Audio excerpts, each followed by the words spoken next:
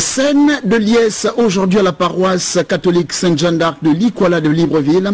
Les fidèles ont célébré leur saint patron autour du vicaire général de l'archidiocèse de Libreville. L'écrivain gabonais Maurice Onkumbankore, auteur de La Mouche et la Glu, a animé une conférence littéraire au collège Saint-André de Libreville. L'objectif, apporter plus d'armes pour les élèves qui passent prochainement les examens de fin d'année, nous dira Joyce Lorna Awangi.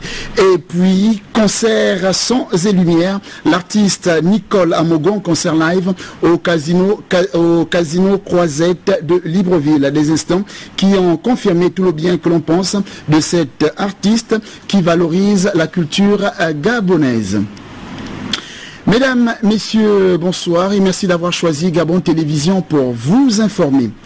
Aujourd'hui, dimanche, jour du Seigneur pour les chrétiens, ouvrons cette principale édition d'information avec cette fête patronale à la paroisse Sainte-Jeanne d'Arc de l'Ikwala, où les fidèles ont communié autour du vicaire général de l'archidiocèse de Libreville. Le point avec Ludwine Kavou et Victor Moununga.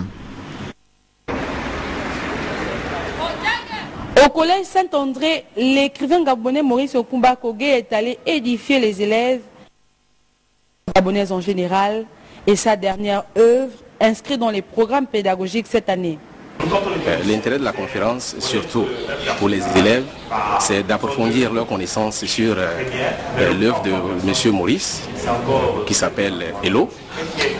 L'œuvre s'appelle Hello, et pour leur permettre alors de s'armer à la veille des examens qui s'annoncent très bientôt. Ce bain littéraire était une rencontre passionnante pour ces élèves en classe d'examen. C'est vraiment quelque chose de bénéfique parce qu'il nous apporte de plus amples explications concernant son œuvre qu'il a publiée récemment et c'est quelque chose que nous apprécions énormément du point de vue scolaire et didactique.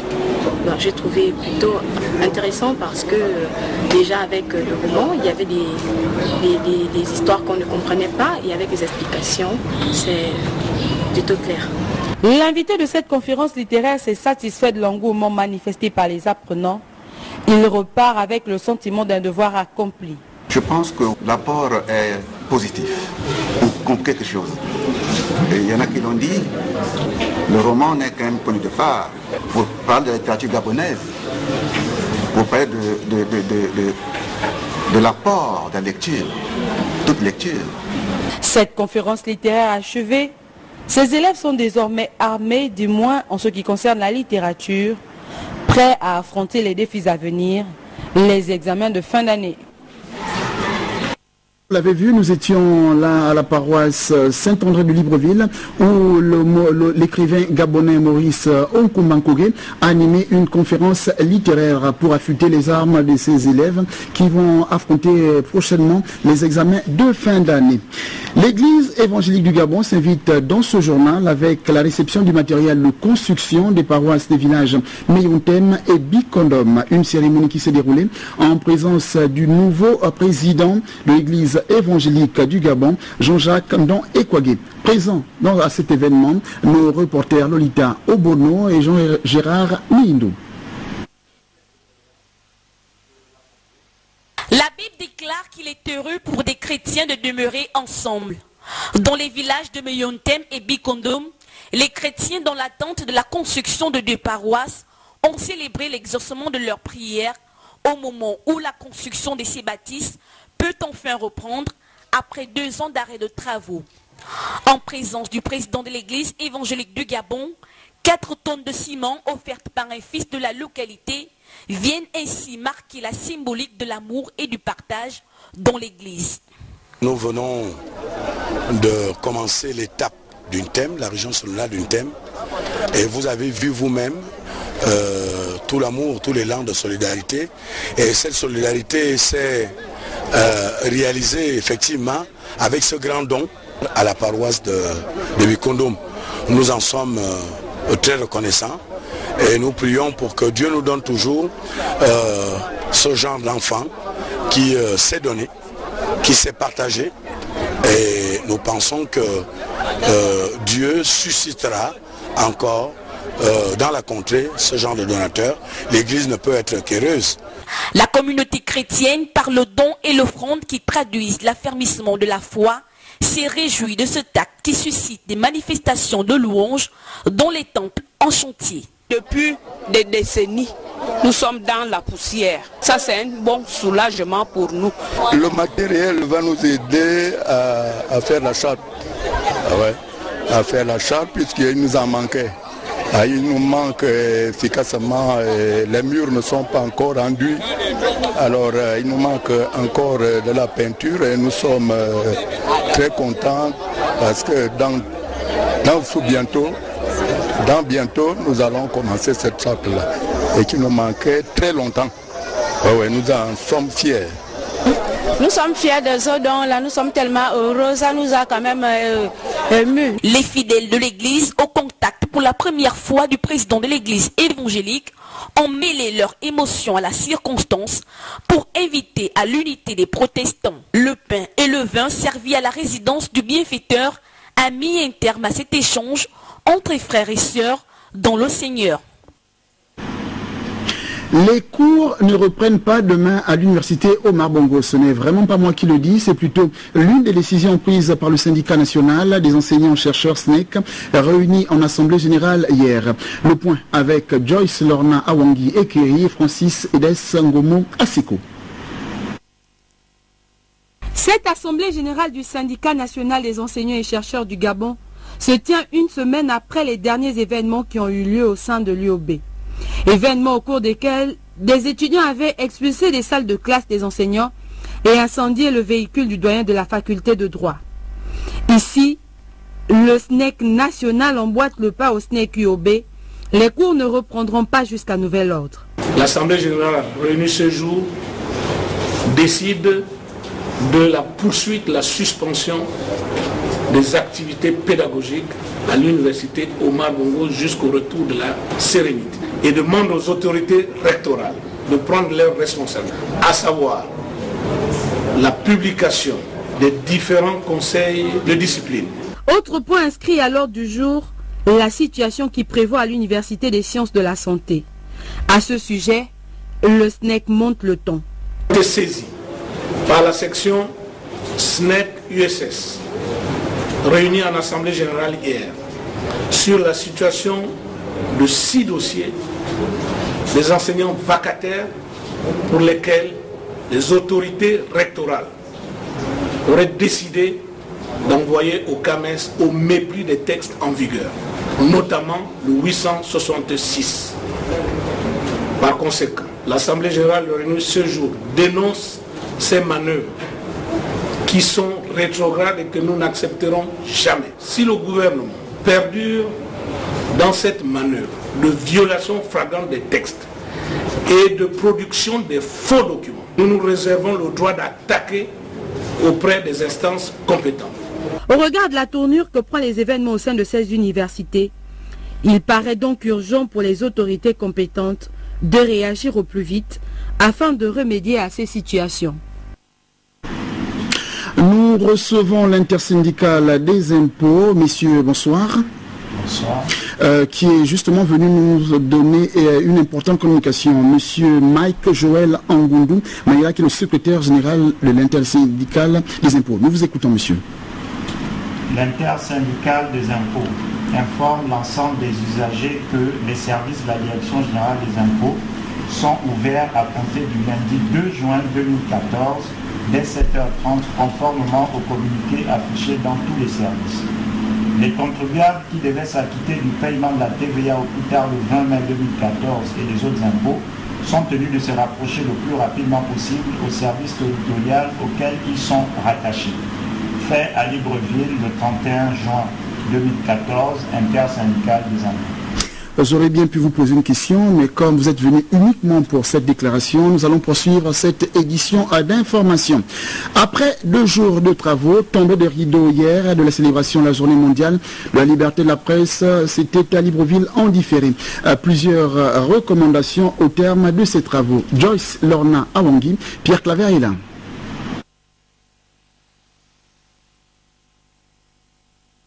48 heures ont suffi à ces professionnels de la communication de réfléchir sur la liberté de la presse et le développement durable, thème de la Journée mondiale de la liberté de la presse cette année. 2 jours ponctués de diverses communications qui ont abouti sur plusieurs recommandations. L'accélération et l'aboutissement du processus de réforme de l'audiovisuel public en cours. 2.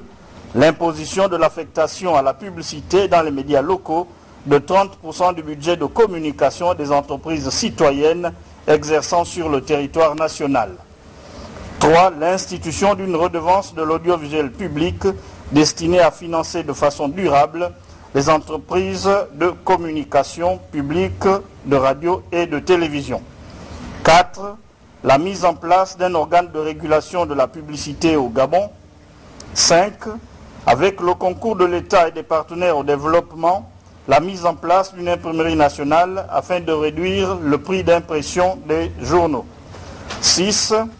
Le regroupement des entreprises de presse privées en vue de la mutualisation de leurs moyens humains, matériels et financiers. Enfin 7. La mise en place par les organisations des professionnels du secteur communication d'une commission chargée de la rédaction de la convention collective devant contractualiser les rapports entre les entreprises de communication et les travailleurs. Occasion pour l'autorité de tutelle d'apprécier les efforts consentis par ces experts, tout en souhaitant que la dynamique observée lors de ces assises soit continue. Les différentes communications qui ont ponctué ces assises ont pu permettre aux uns et aux autres de revisiter les notions de responsabilité dans l'exercice de vos professions respectives, de liberté de la communication, en un mot, de l'éthique professionnelle. Le communicant d'aujourd'hui doit d'imprégner son environnement, d'être un acteur du développement durable, dont du développement humain, notamment par une formation de spécialisation, et non être enclin à une simple critique non constructive. Tout comme, de l'autre sens, il revient également à l'État de sécuriser les communicants dans l'exercice de leur travail. Le cadre juridique et réglementaire de ces notions ont fait l'objet, vous le savez, d'une réflexion pour une réforme du Code de la communication actuellement en vigueur, réflexion qui a été entérinée avec les vœux que vous avez énoncés à plusieurs reprises. En prenant rendez-vous pour l'année prochaine, la célébration de la Journée mondiale de la liberté de la presse laisse les communicateurs dans la réflexion sur la tenue des prochains états généraux de la communication dans notre pays. Deuxième invité de cette édition d'information, nous recevons ce soir le directeur général de la Société gabonaise de transport, Sogatram, qui vient nous annoncer une nouvelle. Monsieur Alain Djoubi Ossani, bonsoir. Bonsoir, monsieur. Quelle est cette nouvelle qui nous vaut cette visite? La nouvelle qui nous vaut cette visite, c'est le lancement officiel demain lundi 2 juin 2014 de la ligne d'Ikele Sainte-Marie par le bus Marco Polo. Oui. Je ne comprends pas très bien. Nous nous souviendrons que l'arrivée de ces bus made in Brasilia, si on peut le dire comme ça, ça fait plus de 3 mois que c'est arrivé. Pourquoi ce n'est que demain qu'ils sont mis en circulation? Effectivement, les bus sont arrivés, ça fait plus de 3 mois. Nous étions en train de faire un certain nombre d'aménagements dans ces bus. Il faut savoir que lorsque les bus sortent du port d'Ovendo, il faut dans un premier temps les immatriculer, dans un deuxième temps les assurer. Et comme nous avions sélectionné un certain nombre de conducteurs pour ces bus, les dossiers ont été envoyés auprès des services de renseignement, à savoir la DGR, la Direction Générale de Recherche, et le CEDOC, en vue de boucler les enquêtes de moralité. Et par la suite, naturellement, il fallait faire passer ces messieurs pour les analyses médicales, de façon à savoir s'ils sont aptes à la conduite de bus. Ça, c'est déjà le premier volet. Le deuxième volet consistait à mettre tout l'arsenal technique nous permettant, 1, de sécuriser les recettes, 2, de sécuriser les passagers et rendre viable effectivement l'exploitation que nous allons faire de ces bus-là. Alors justement, mais quelle est l'innovation de ces bus? Parce qu'on sait quand même que Sogatra a eu une série de bus. Quelles sont les innovations de ces bus? Les innovations que nous avons faites sur ces bus visent essentiellement à sécuriser les passagers. En quoi faisant? La sécurisation des passagers, nous avons à l'intérieur de ces bus un agent de sécurité, parce que tous les bus Marco Polo qui circuleront auront à l'intérieur un agent de sécurité, donc c'est un agent de Sogatra. Ça c'est pour la sécurisation des personnes. Nous avons pour ce qui concerne la sécurisation des recettes un tourniquet à l'entrée du bus, parce que lorsque vous accédez au bus, il y a un tourniquet. Et en dessous du tourniquet, il y a un numérisateur. Chaque fois qu'un passager a emprunté le tourniquet, c'est pointé 1, le deuxième ça pointera 2, le 3, ainsi de suite. À partir du moment où nous avons exact le passager qui accède dans les bus, multiplié par le prix du ticket, vous voyez bien que la recette elle est sécurisée, nous savons exactement ce que ça produit. Et combien de bus seront mis en circulation dès demain? Nous allons mettre 16 bus en circulation sur les 59 arrivés, et essentiellement sur la ligne allant du PK0, donc de Sainte-Marie à Bikele. D'accord. Mais pourquoi vouloir couvrir l'intérieur du pays alors que Libreville n'est pas totalement couverte? Et mieux, il y a plus à gagner ici à Libreville. Mais en réalité, nous n'allons pas encore à l'intérieur du pays. Bikele, c'est au PK15. D'accord. Bikele, c'est au PK15, c'est sur Libreville. Si vous me posez la question de savoir pourquoi nous avons choisi cette ligne, mais la réponse elle est très simple. Nous avons aujourd'hui à Libreville 3 grands axes structurants. D'accord. Le premier axe, c'est celui qui va du PK0, donc de Sainte-Marie jusqu'à Bikele. Le deuxième axe structurant va de la Cité des Ailes jusqu'à Ovendo en passant par le bord de mer. D'accord. Le troisième axe structurant par la Cité des Ailes jusqu'à Ovendo, mais en passant par l'Express. Et lorsque nous analysons les statistiques, on se rend compte que 45% des personnes transportées par Sogatra sont sur l'axe PK0 Bikele. C'est le plus grand pourcentage. Et comme il faut résoudre le problème en passant par là où ça fait le plus mal, nous avons naturellement de façon scientifique choisi l'axe Bikele-Sainte-Marie pour amorcer notre exploitation. Dans un deuxième temps, nous allons faire les 2 autres axes restants. DG, sur un tout autre plan, comment expliquer qu'on parle toujours des problèmes de trésorerie à Sogatra alors qu'on sait que les agents de Sogatra sont payés par l'État? Finalement, à quoi servent les recettes? Les recettes de Sogatra devaient être beaucoup plus élevées si Sogatra avait effectivement cette possibilité d'équilibrer ses comptes. Nous avons un certain nombre de charges d'exploitation. Malheureusement, ces charges d'exploitation ne peuvent être équilibrées par les recettes, du fait que le prix du ticket est fixé par la tutelle, par l'État. Le prix coûtant, si nous voulons équilibrer notre compte d'exploitation, se situerait à 659 francs CFA le ticket. Ce qui n'est pas évident pour les Ce qui n'est pas évident. Et comme le gouvernement de la République tient à ce que le volet social existe, le prix a été fixé à 100 francs. Nous recevons alors une subvention de l'État, mais cette subvention rapportée au prix du ticket représente 85 francs CFA par ticket.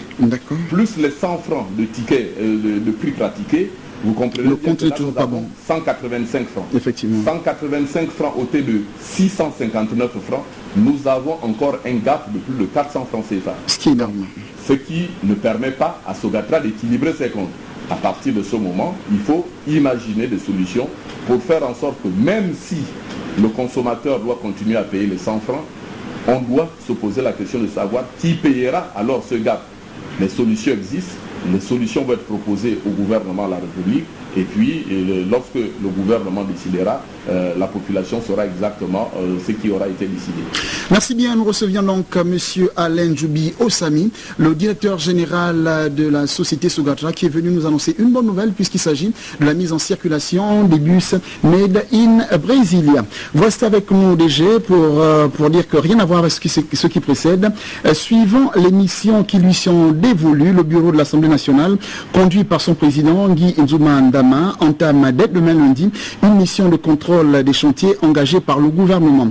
Première escale, la province de Logoué-Ivindo. Henri Nestor Njavi. Léomba, ce lundi 2 juin 2014 pour la province de Logoué-Ivindo. Les membres du bureau de l'Assemblée nationale avec à leur tête le président de l'institution, M. Guy Nzuma, vont dans cette partie du Gabon profond, comme ils l'ont été dans la Nyanga en 2012 et dans le Wellington en 2013, sillonner l'ensemble des différents départements de la province oujivine dans le cadre des missions régaliennes que leur confère la Constitution gabonaise, dont l'une d'elles le contrôle de l'action gouvernementale. Il s'agit d'une mission de contrôle et de vérification des chantiers engagés par le gouvernement pour justement toucher du doigt les réalités du terrain, tout en relevant l'importance des chantiers dans le cadre des inscriptions budgétaires pour in fine mesurer la concordance des avancements des dits travaux et les montants alloués. Comme rappelé ici par le président de l'institution lors de la tournée dans la province du Wellington. On est venu pour faire notre travail. Notre travail parce que l'argent du budget de l'État, c'est notre argent à nous tous.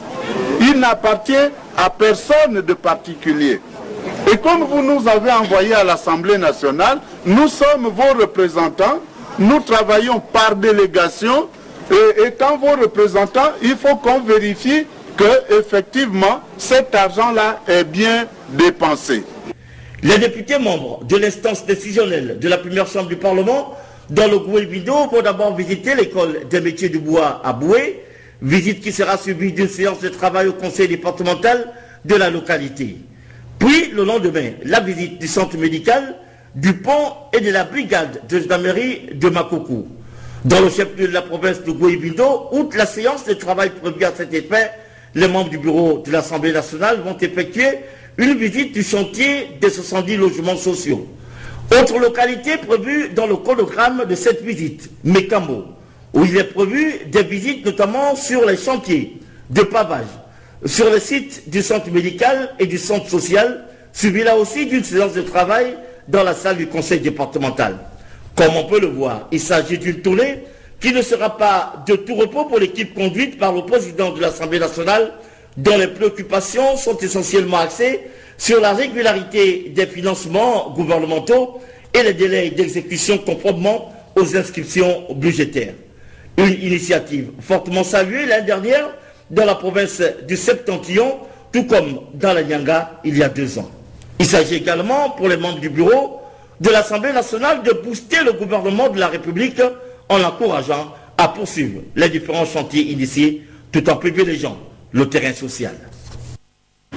Un communiqué pour la suite de cette édition d'information. Le réseau des acteurs non étatiques du Gabon, RANEG, informe tous les producteurs agricoles, artisans et manufacturiers, ainsi que tout promoteur intéressé par le marché américain, que la conférence dont le thème est Agua, une opportunité pour les producteurs gabonais, précédemment prévue le mardi, aura lieu le lundi 2 juin 2014 à partir de 8 h à l'Assemblée nationale. À cet effet, il convie également toutes les associations ayant des activités de production de se joindre à la conférence. C'était un communiqué signé de la présidente Madame Chantal Parezo. Le membre du bureau politique du Parti démocratique gabonais de Bikondom, Firmin Maurice Nguema, était au contact de sa base. Le point avec Lolita Obono et Jean-Gérard Mouindou. À quelques semaines du renouvellement des structures de base, la tournée menée par le membre du bureau politique Firmin Maurice Nguema a permis de faire une introspection sur le fonctionnement du parti dans le district de Bikondom au lendemain des élections locales. Voilà ce qui a constitué la trame du vis-à-vis entre PDGistes de la localité. Il était important pour nous de faire un bilan d'étape sur le terrain, comme nous avons l'habitude de le faire, afin de regarder au quotidien le fonctionnement du parti. Donc cet échange nous a permis de déceler un certain nombre de dysfonctionnements qui sont apparus dans la fédération du district de Bikondom lors des dernières élections locales. Mais ces dysfonctionnements sont d'ordre mineur puisque ça n'a pas entaché le résultat définitif qui a permis au PDG de se maintenir comme première force politique dans le district de Bikondom. Je pense que la tournée là est importante. Il faut que le PDG fasse le tout pour visiter son électorat. Pour les militants qui ont reconnu avoir été détournés lors des dernières élections locales, ils ont tout simplement décidé de barrer définitivement la route aux illusionnistes.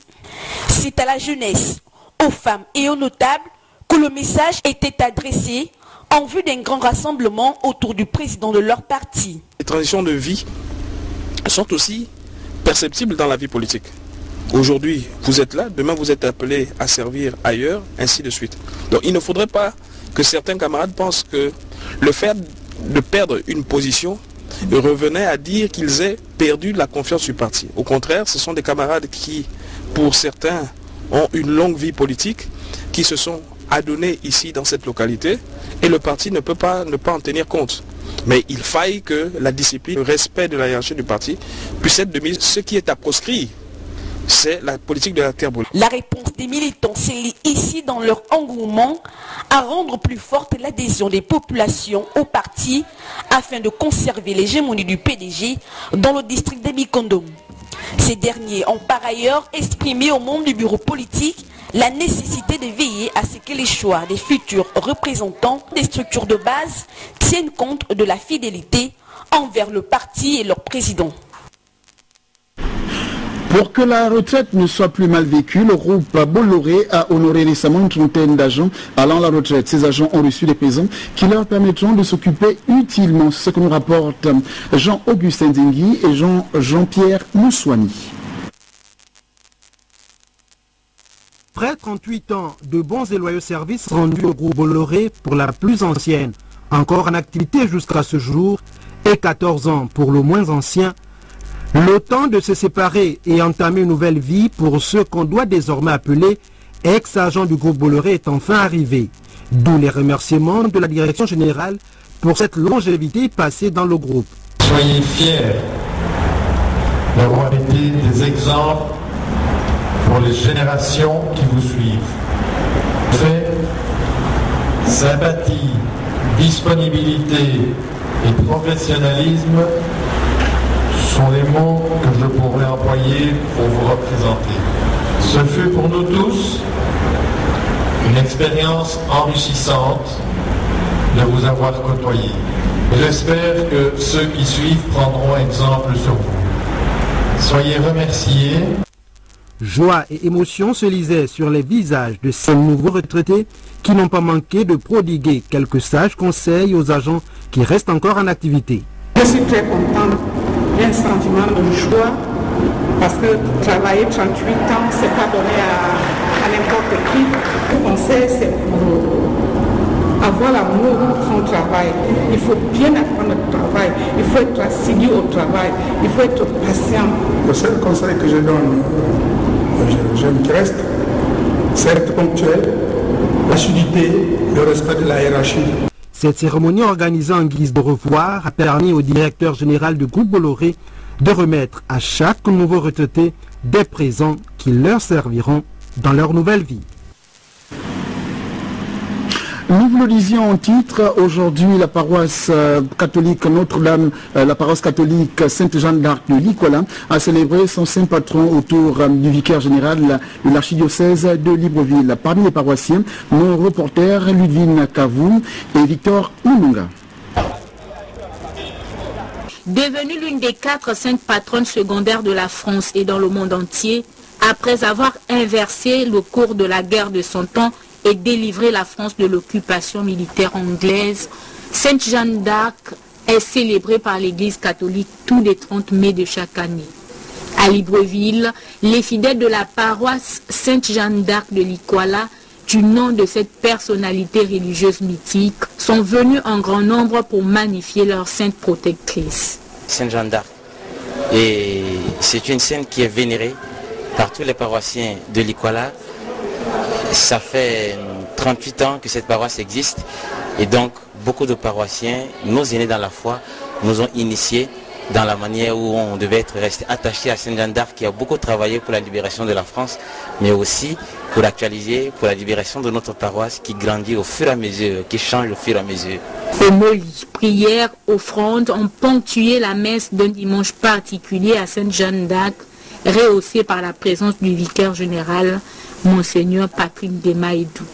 En cette célébration eucharistique, en lien avec les textes que l'Église prévoit en ce dimanche, nous avons fait un lien entre cette valorisation de la femme qui est présentée dans les Actes des Apôtres, le premier texte que nous avons écouté, valorisation de ces femmes de ces femmes dans la foi, de ces femmes dans l'Église, de ces femmes dans la Bible, Marie en premier, hein, et avant elle, dans l'humanité, d'autres qui ont témoigné de l'amour de Dieu, qui ont montré qu'il y avait une place importante de la femme dans la démarche de foi. Vêtus pour la plupart aux couleurs de leur sainte patronne, aucun fidèle de la paroisse de Likwala n'a voulu être absent à cette célébration spéciale pour leur communauté. Il y a l'amour, il y a la joie, il y a la paix à Saint-Jean d'Arc.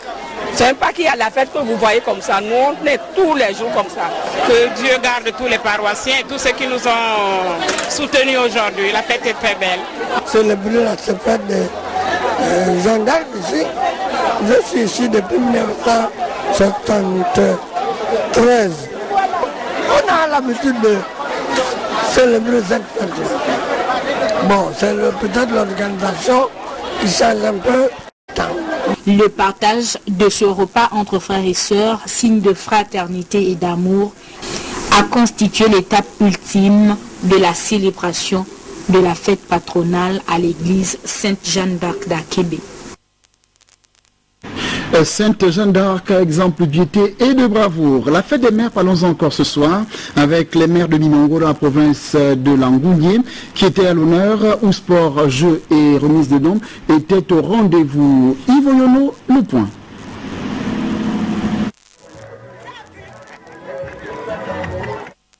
Toutes les mamans de la commune de Mimongo sont à l'honneur. Ici, la fête des mères est marquée par plusieurs activités, notamment un cross pour encourager l'ensemble des mamans à pratiquer le sport.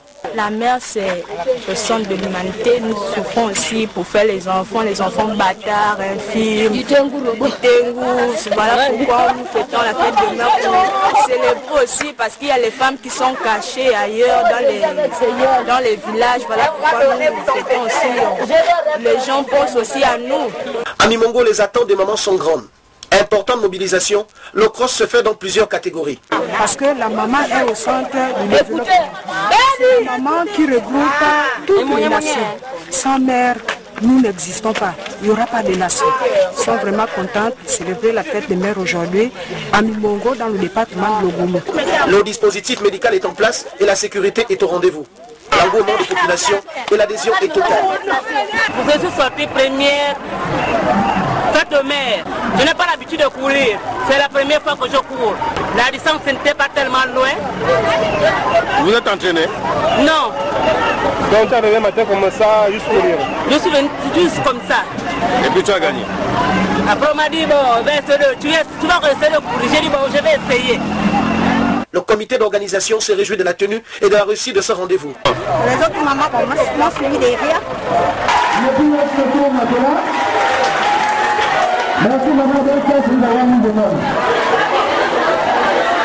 Après le cross, la remise des récompenses. La joie de toutes les femmes est immense. À leurs bienfaiteurs, les femmes de Mimongo ont su témoigner leur reconnaissance, surtout à leur marraine. Entre autres, cette fête des mères fut un grand moment de sensibilisation sur le rôle de la femme dans la société. Il y eut un retrousson des manches dans la ville, le tout dans une dynamique unitaire, souhaitée et désormais entretenue. Une pause musicale dans ce journal. L'artiste Nicole Amogo était en concert live récemment du côté du casino aux Croisettes de Libreville. La culture gabonaise a encore une voix de cité. C'est ce que nous rapporte Cyril Bertrand Galeko et Christina Maïnda. Concert, anniversaire 100% live, un spectacle riche en son et en lumière. L'artiste de renommée nationale Nicolas Mogo a une fois encore électrisé la scène des spectacles du Casino Croisette comme elle sait bien le faire.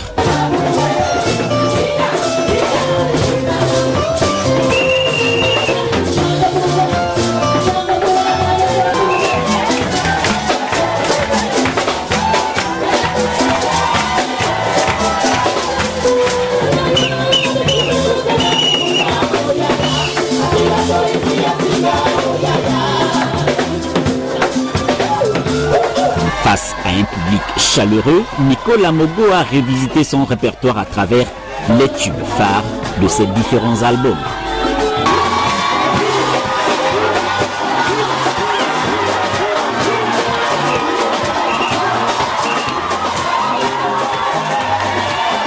je le fais chaque année, à la période de la fête des mères. J'offre toujours une prestation aux femmes. Et pour cette année, vous voyez bien qu'on n'a plus de structure pour faire un événement public.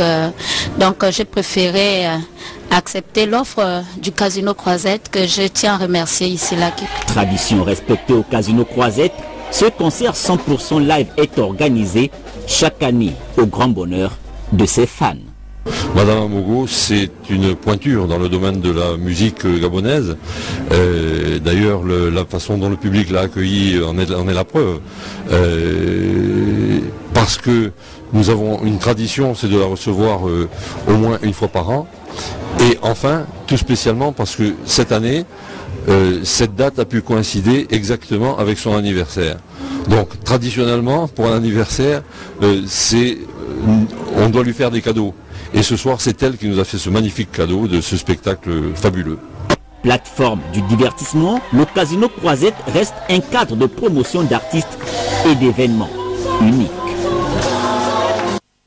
2 célibataires en moins. C'est un événement lorsqu'il s'agit d'un journaliste. Ça l'est encore davantage lorsque ce journaliste appelle à Henri Nestor Ndjavé. En tout cas, les barrières de la dot, du mariage civil et même du mariage religieux ont été franchies avec succès par notre confrère. Suivant. La date du 9 mai 2014 restera à jamais marquée sur du marbre, aussi bien dans le monde de la communication gabonaise qu'au niveau des 2 familles des mariés. En effet, c'est cette date que notre confrère Henri Nestor Ndjavé a choisi d'unir son destin à sa campagne de toujours Sidonie Tsago à la mairie du 3e arrondissement de la commune de Libreville au terme de plusieurs années de vie commune. Tout a débuté le mercredi 7 mai dans l'après-midi au domicile familial de la future mariée derrière la pédiatrie d'Ovendo. Et comme l'exige la tradition à travers les us et coutumes, notre confrère qui a servi près de 15 années aux actualités télévisées de la RTG chaîne 2, en qualité de divisionnaire du journal télévisé, et depuis 2011, journaliste à la direction de la communication de l'Assemblée nationale, est allé remettre à la belle famille la dot dans la pure tradition pour nous de sa future épouse, non sans être passé par les pourparlers, suivi de la bénédiction des différentes familles. Et c'est finalement le 9 mai à la mairie devant l'officier d'état civil que les futurs mariés ont légalisé leur union. Voulez-vous prendre pour épouse légitime mademoiselle Tsago Sidonie ici présente? Oui, monsieur le maire. Mademoiselle Tsago Sidonie, consentez-vous à prendre pour époux légitime, pour le meilleur et pour le pire, monsieur Ndjavé Henri Nestor ici présent? Oui, monsieur le maire.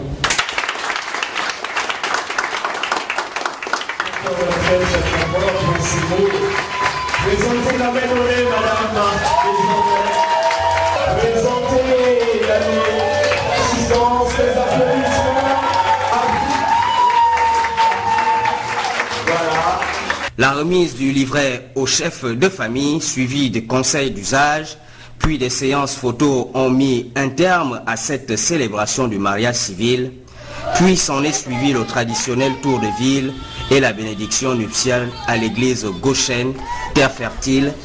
Là aussi, devant Dieu et devant les hommes, nos 2 tourtereaux ont uni leur destin pour le meilleur et pour le pire à travers les saintes écritures puisées dans la Genèse 2, chapitres 23 à 24, prononcées par le pasteur Théophile Bayaka. Et nous citons, et l'homme dit, voici celle qui est os de mes os et chair de ma chair, on l'appellera femme parce qu'elle a été prise de l'homme. C'est pourquoi l'homme quittera son père et sa mère et s'attachera à sa femme et ils deviendront une seule chair. Des moments de bénédiction intense qui ont précédé la soirée offerte dans la salle de réception événementielle située à Siban 3. Le repas servi, l'un des temps forts aura été la dégustation du gâteau, suivi de la prestation des groupes traditionnels et de l'ouverture du bal par les mariés. Longue vie au couple.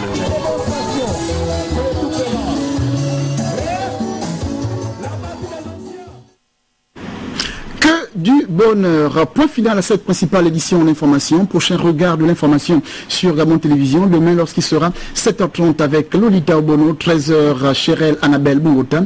Lorsqu'il sera 20h, vous retrouverez Amélie Blanche Mbou et Issima. Moi, j'aurai plaisir de vous retrouver la prochaine fois. Merci, bonsoir.